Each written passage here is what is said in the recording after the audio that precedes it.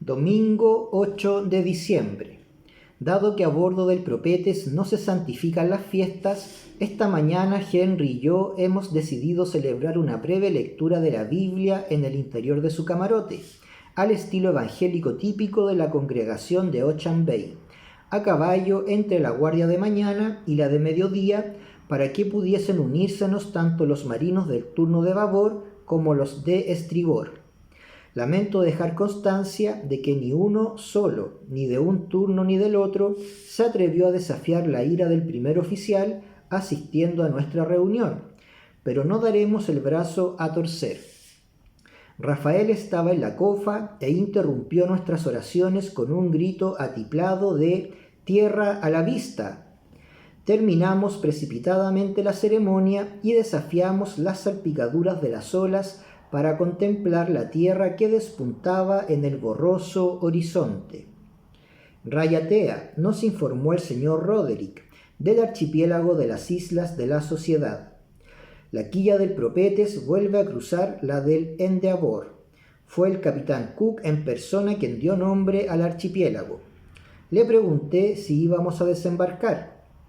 «El capitán quiere visitar una de las misiones», respondió el señor Roderick. La sociedad se destacaba cada vez más en el horizonte y, después de 3 semanas de grises oceánicos y azules deslumbrantes, nuestros ojos se recrearon en el espectáculo de los acantilados cubiertos de musgo, centelleantes de cataratas, salpicados de jungla abigarrada. La sonda marcó 15 brazas, pero el agua era tan cristalina que se veían los corales iridiscentes del fondo. Estaba debatiendo con Henry cómo convencer al capitán Molyneux de que nos dejase desembarcar cuando el ruin de Roma salió de su camarote, con la barba arreglada y el copete repeinado con aceite. Lejos de ignorarnos como de costumbre, vino a nuestro encuentro con una sonrisa tan amistosa como la de un carterista. «Señor Ewing, doctor Gus, ¿les gustaría acompañarnos al primer oficial y a un servidor a esa isla de ahí enfrente? En una bahía de la costa norte hay una colonia de metodistas. Nazaret se llama. Unos caballeros de mente tan inquieta podrían encontrar interesante el lugar».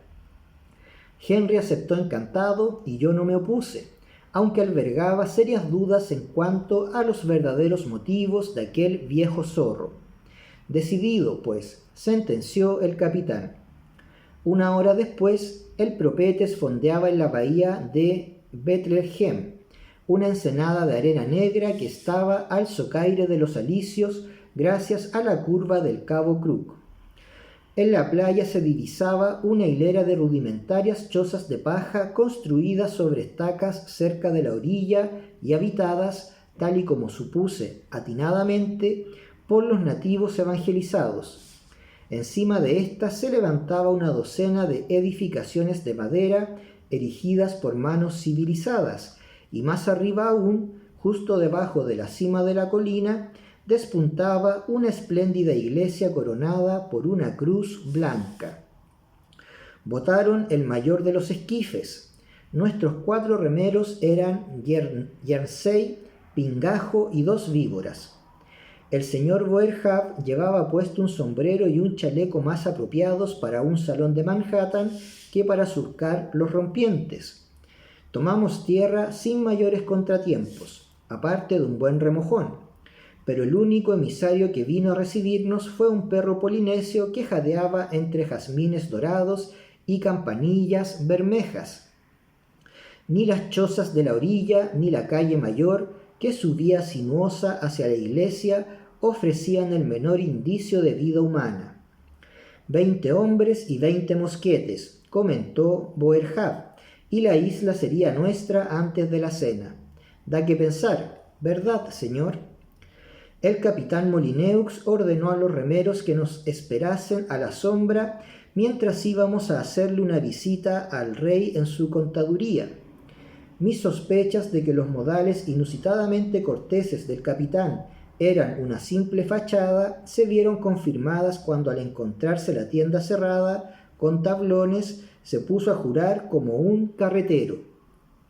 A lo peor, aventuró el holandés, los malditos negros han renegado de la fe y se han merendado a los pastores. Justo entonces se oyó un tañido de campana procedente de la iglesia y el capitán se golpeó la frente. Sea, ¿en qué estaré pensando?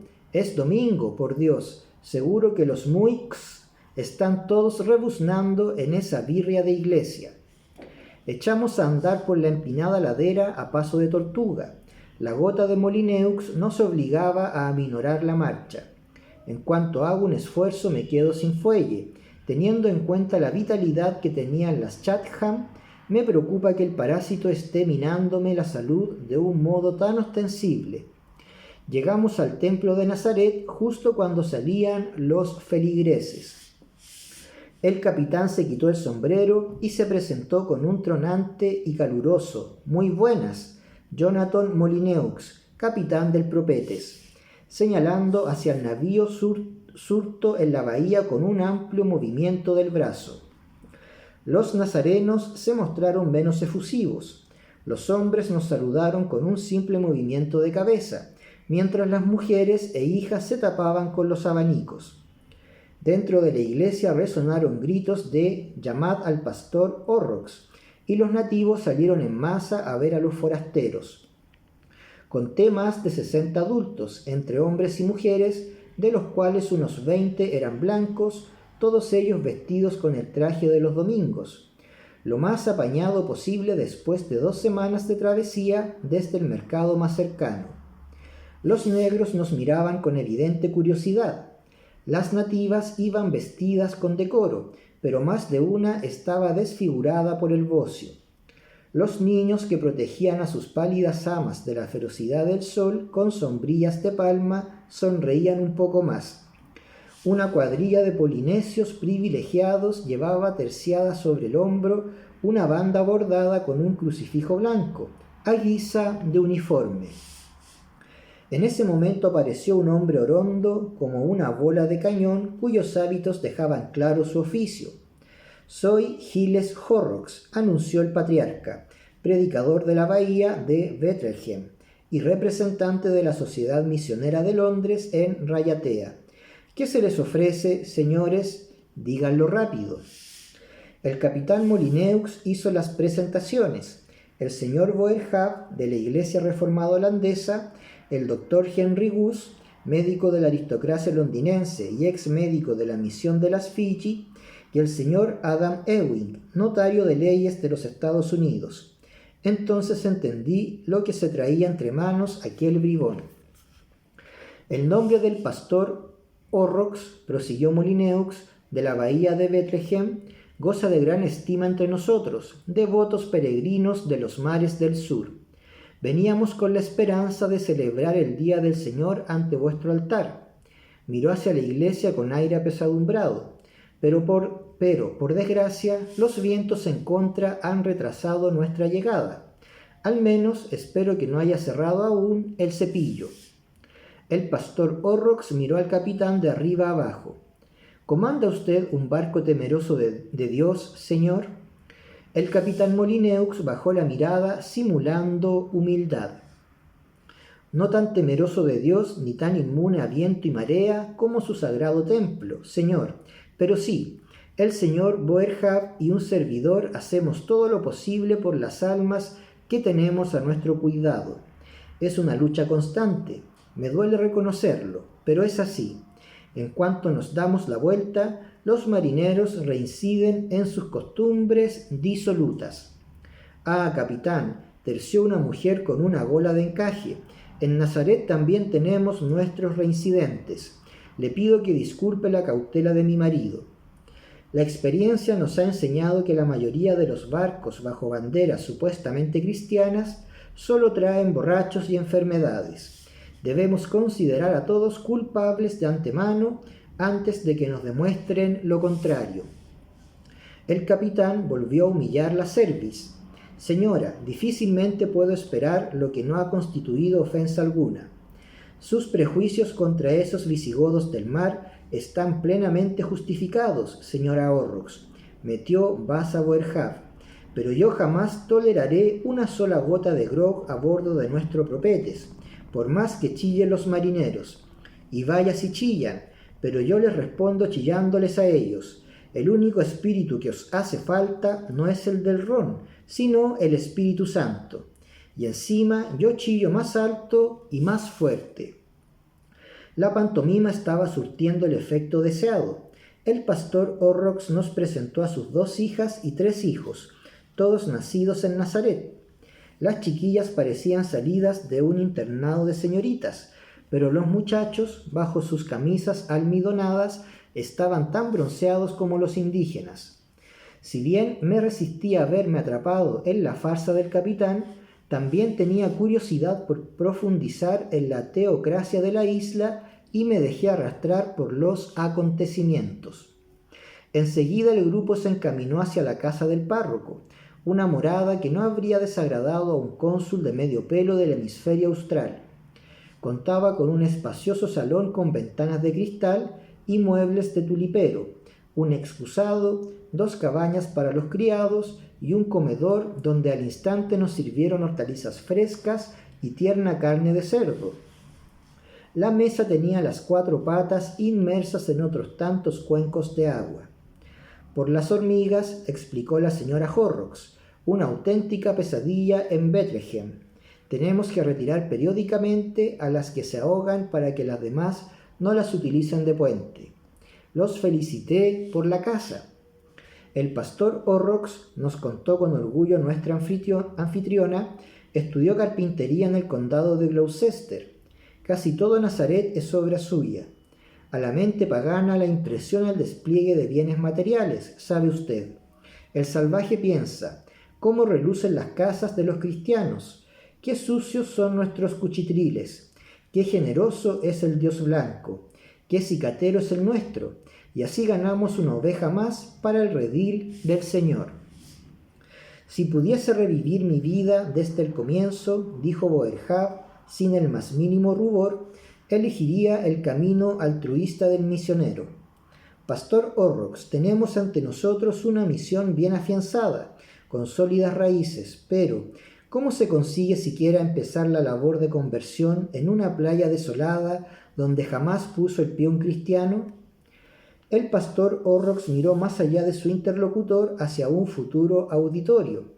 Con tenacidad, compasión y ley, señor. Hace 15 años, la acogida que nos dispensó esta bahía no fue tan cordial como la que ustedes disfrutan hoy. ¿Ve aquella isla con forma de yunque al oeste? Bora Bora, la llaman los negros, pero el nombre de Esparta sería más apropiado. Así de belicosos son sus guerreros. En la playa de Bethlehem luchamos a brazo partido y algunos de los nuestros cayeron. Si en aquella primera semana de enfrentamientos no hubiesen prevalecido nuestras pistolas, la misión de Rayatea se habría quedado en un sueño. Pero el Señor quiso que encendiésemos aquí su sagrada llama y la mantuviésemos viva. Medio año después pudimos traernos a nuestras mujeres desde Tahití. Lo siento por los salvajes que murieron, pero en cuanto los nativos constataron cómo Dios protege a su grey, caramba, hasta los espartanos empezaron a suplicarnos que les mandásemos predicadores. La señora Horrocks tomó el testigo de la narración. Cuando la sífilis emprendió su mortífera campaña, los polinesios necesitaron de nuestra ayuda, tanto espiritual como material. Nuestra compasión condujo a los paganos a la pila sagrada. Ahora compete a la ley divina mantener a nuestros feligreses alejados de la tentación y de los marineros criminales. Los balleneros, en particular, nos odian por enseñar castidad y decencia a las nativas. Nuestros hombres deben tener las armas bien engrasadas. Sin embargo, en caso de naufragio, señaló el capitán, seguro que esos mismos granujas rezan para que la corriente los arrastre hacia playas donde esos malditos misioneros hayan instaurado ya la palabra de Dios. ¿No es así? El consenso fue unánime e indignado. La señora Horrocks respondió a mi pregunta sobre la aplicación de la ley y el mantenimiento del orden en tan remota avanzadilla del progreso. Nuestro consejo parroquial, compuesto por mi marido y 3 sabios ancianos, promulga las leyes que estimamos necesarias, siempre orientados por las Escrituras. Nuestros guardianes de Cristo, nativos que han mostrado ser fieles servidores de la Iglesia, velan por la aplicación de esas leyes a cambio de crédito en el almacén de mi marido. La vigilancia es fundamental, porque si no, en cuestión de una semana, la señora Horrocks se estremeció al imaginarse al fantasma de la apostasía bailando un hula sobre su tumba. Finalizado el almuerzo, pasamos al salón, donde un niño nativo nos sirvió té frío en hermosos tazones de calabaza. El capitán Molineaux preguntó: «Señor, ¿cómo se hace para fundar una misión tan productiva como la suya?». El pastor Horrocks percibió el cambio de viento y volvió a mirar de arriba abajo al capitán. «La fécula de arrurús y el aceite de coco ayudan a cubrir gastos, capitán. Los negros trabajan en nuestra plantación para pagarse la escuela, el estudio de la Biblia y la iglesia. Dentro de una semana, si Dios quiere, tendremos una abundante cosecha de copra». Le pregunté si los nativos trabajaban por voluntad propia. «Por supuesto», exclamó la señora Horrocks. «Si sucumben a la pereza, saben que los guardianes de Cristo los castigarán».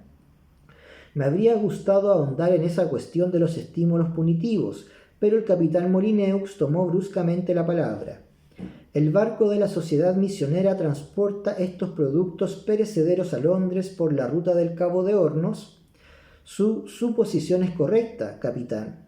¿No ha pensado nunca, pastor Horrocks, que la base secular de su misión y, por extensión, la espiritual, sería mucho más sólida si tuviesen a su disposición un mercado seguro y mucho más cercano a las islas Sociedad?» El predicador ordenó al joven criado que se retirase. «He reflexionado sobre ello detenidamente, pero la cuestión es dónde. Los mercados de México son pequeños y proclives al bandidaje. Ciudad del Cabo es una guarida de aduaneros corruptos y africaners avariciosos. Los mares del sur de la China son un hervidero de piratas despiadados y sin escrúpulos. Los holandeses de Batavia te chupan la sangre. Sin ánimo de ofender, señor Boerhaave». El capitán me señaló. «El señor Ewing es natural de…». Hizo una pausa antes de desvelar su propuesta.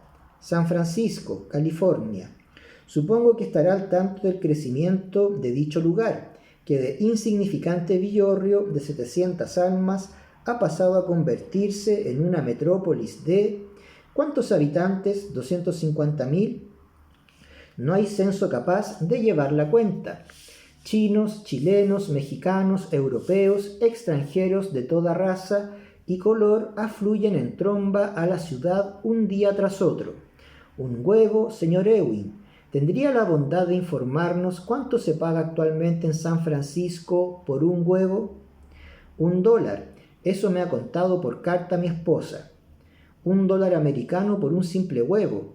La sonrisa del capitán Molineaux me recuerda a la de un caimán disecado que había en una tienda de confecciones de Luisiana. Me imagino que el dato hará reflexionar a un hombre con una visión empresarial como la suya. La señora Horrocks no tenía un pelo de tonta. «Los filones de oro se agotarán enseguida.